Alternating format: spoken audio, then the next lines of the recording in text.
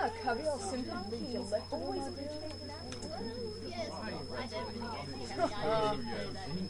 Oh, really? I mean, I'm not sure. Salmon. Salmon. yes. Oh, doesn't brother, it's strange you didn't like it.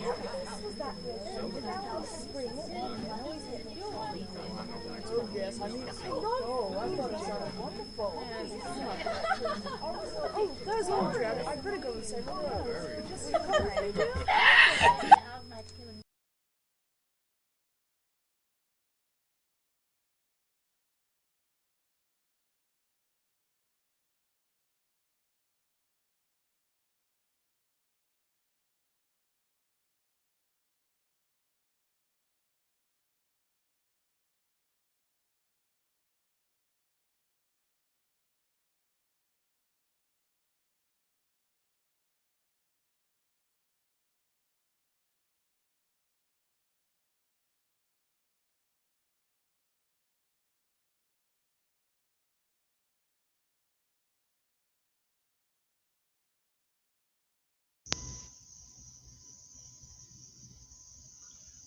In our previous episode about health and safety, we spoke about the Safety Committee.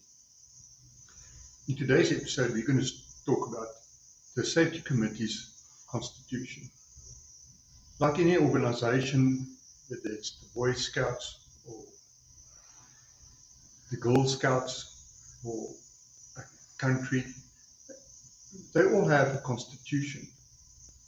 And a constitution basically puts in writing the way the committee or organization will work.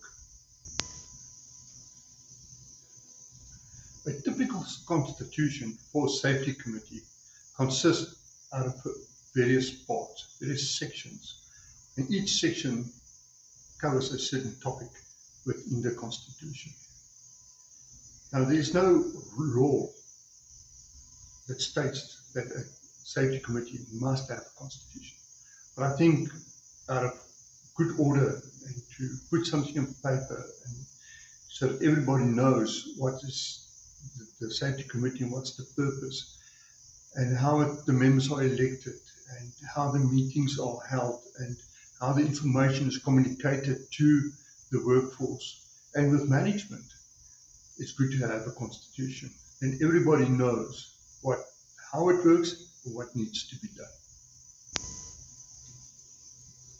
The first section in the Constitution is the purpose of the Safety Committee.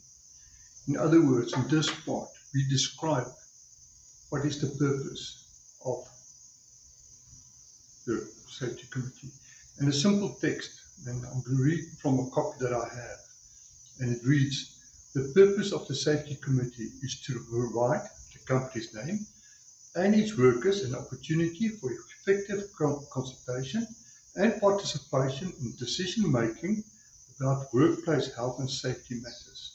The Safety Committee provides a forum where work, health and safety matters can be raised and discussed freely and respectfully." Short and sweet, that's the purpose. That is the purpose of the Safety Committee and what they want to achieve. The next topic that makes up the Constitution is the function of the Safety Committee. And again, just going to read from a document that I have, and this is a very basic function description. It can be very elaborate, but this one is just short and sweet, telling what is the functions of the Safety Committee. The Safety Committee will consider and make recommendations on health and safety issues. The role of the Safety Committee is to, 1, provide an environment for cooperation and consultation between the company's name and the workers on health and safety issues. 2, assist in developing health and safety standards, rules and procedures that will be followed at the workplace. Number 3, perform other functions as agreed to by the Health and Safety Committee and then the company. The Safety Committee then reports to the owner of the company or the managing director or the vice president, depends on the organogram or the structure of the company.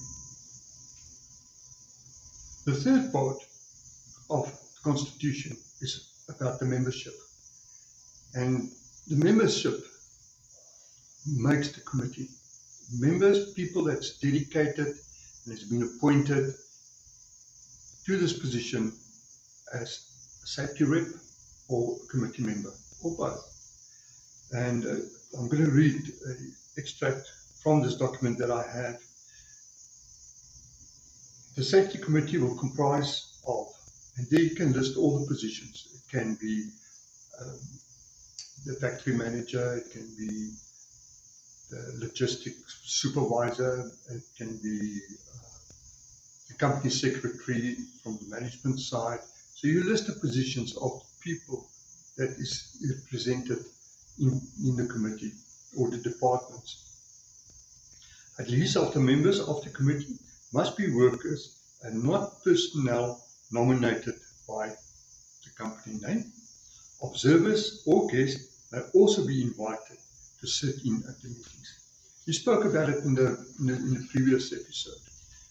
If there's contractors on site, it's good to have them on board and have a representative from that contracting company in the safety committee, or co-opted members. A company may have a company doctor or a specialist that comes in to do audits or whatever. They can be part of the safety committee meeting, so that they also know and are informed of the criteria and the things that's working, how the things are working with regards to safety in the company. The fourth topic that makes up the constitution is the appointment process. Now, this is a very important part.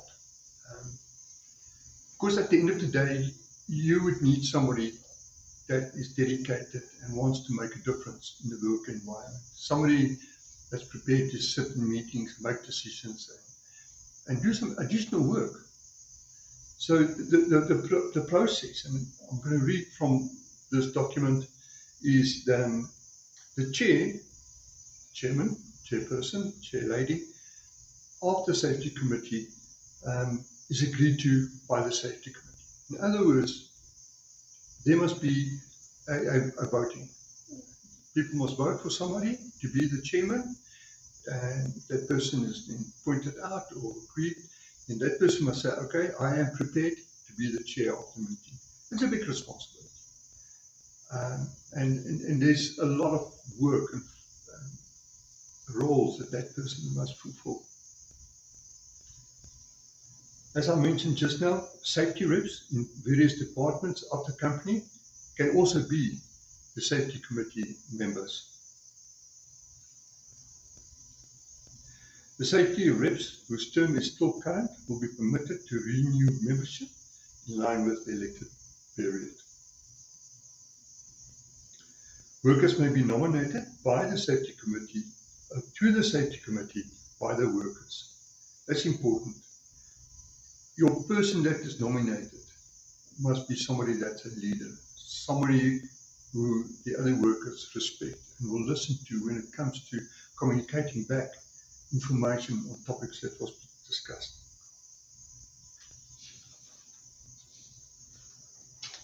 And then those people will then be appointed, and that's one of the topics in the future videos, is the appointment of those people to the safety committee, those people that's been elected to serve on the safety committee. The next item number 5, is the decision-making procedure. Now, your chairman of the safety committee needs to be a disciplined person, be a person that can keep the order in the meetings. It can at times be heated. And at the end of the day, a decision must be made with regards to safety where everybody agrees on the solution or the actions that needs to be taken. I'm going to read again from this document. It states, the safety committee will make decisions with the agreement of all members. If all members are not in agreement, if possible, the issue will be reconsidered at a later meeting. If agreement is still not achieved, it will be referred to management of the company, and then they will take the necessary actions and give the necessary instructions of what needs to be done to address the issue or to improve the safety. Topic number 6, minutes and meetings. It is so important that there's a proper agenda for each meeting. There must be certain topics listed for discussion, and the meetings must be held on a regular basis, but those agendas must reach the members well in advance. It's got no value if the agenda is sent out a day or two before the meetings. Now, the meetings can be held every 3 months, but special meetings can also be called. There may be an incident or an accident investigation, or there's some new equipment that's being installed, or a new process is being implemented, and it needs to be discussed amongst the safety committee members to ensure that it is safe and that it's implemented correctly. Again, I'm going to read from this document. The meetings will be held every 3 months. Special meetings can be called at any reasonable time if at least half of the members make a request. The meeting agenda will be circulated at least a week prior to the meeting. Personally, I think it should be earlier. The quorum is considered the chair plus half of the safety committee members. At least half of the members in attendance must be worker representatives. The draft minutes will be circulated to members for comments as soon as possible after the meeting. The minutes will be amended, accepted by members at the following meeting. Just as the agenda, the minutes of meeting is very important. And those minutes of meetings need to go out after the meeting as soon as possible, so that the members can work on the actions that needs to be taken, or information that needs to be corresponded or transferred to the workforce. Topic number 7, the responsibility of the company towards the safety committee. That's important. The safety committee cannot function properly if it doesn't have the support from the company or the management of the company.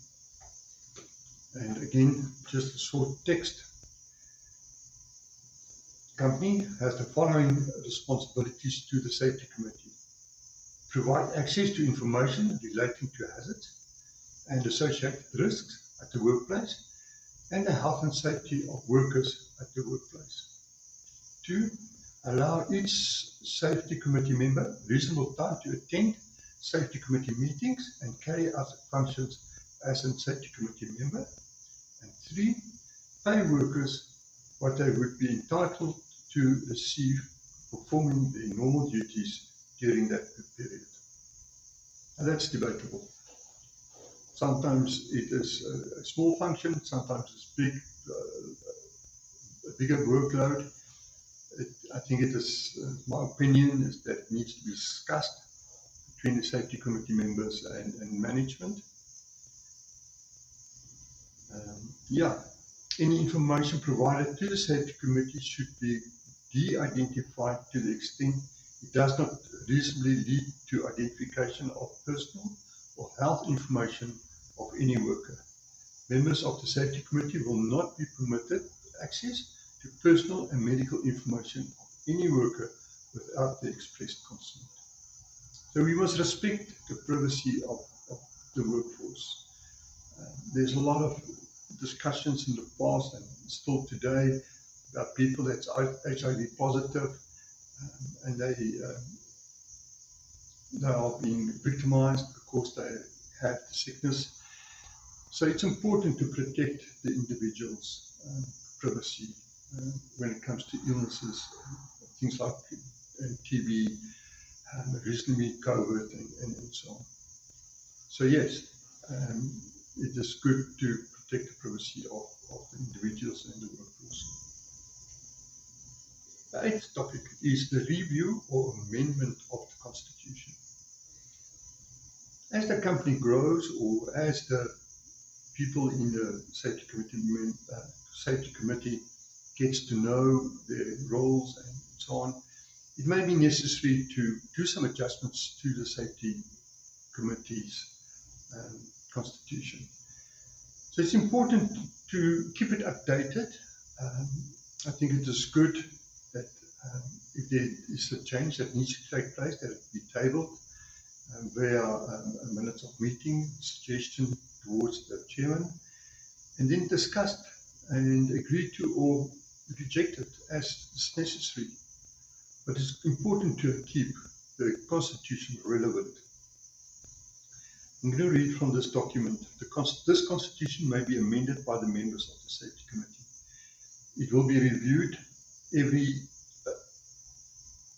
in that time by the Safety Committee. As Safety Committee members may make a request to the chair that the constitution be reviewed at an earlier time. Like I've said, if there is a need to amend the constitution, it can be put on the table to discuss. The 8 topics that we've just mentioned is what makes up the Constitution. That is the core of the Constitution. But there can be some attachments, addendums to the Constitution. For instance, the role of the chair can be listed so that the chairperson, chairlady, chairman knows exactly what is expected from them in their time being the chairperson of the committee. The same with the secretary. The secretary is playing a supporting role to the chairperson. And it's important that that role is clearly identified and what is expected from them to do. And then also there can be a section on all members, also listing what is expected from them, what their responsibilities are, how they're going to go about communicating safety committee decisions and agreements to the workforce and to management.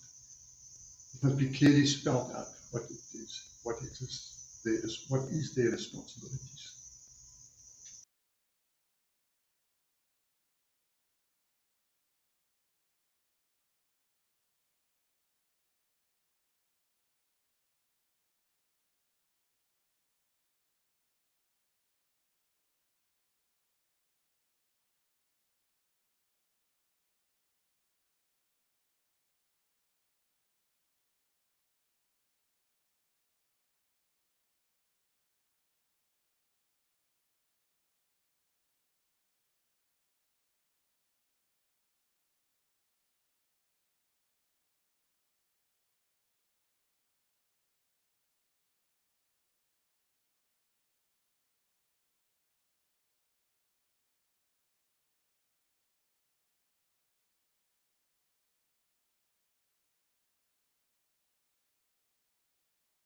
Isn't that caviar simply electable?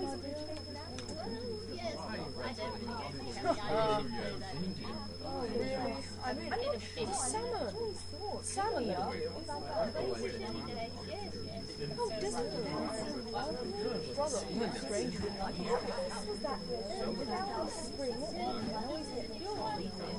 Oh, yes, I mean, I know. Oh, I thought it sounded wonderful. Oh, there's Audrey. I better go and say hello.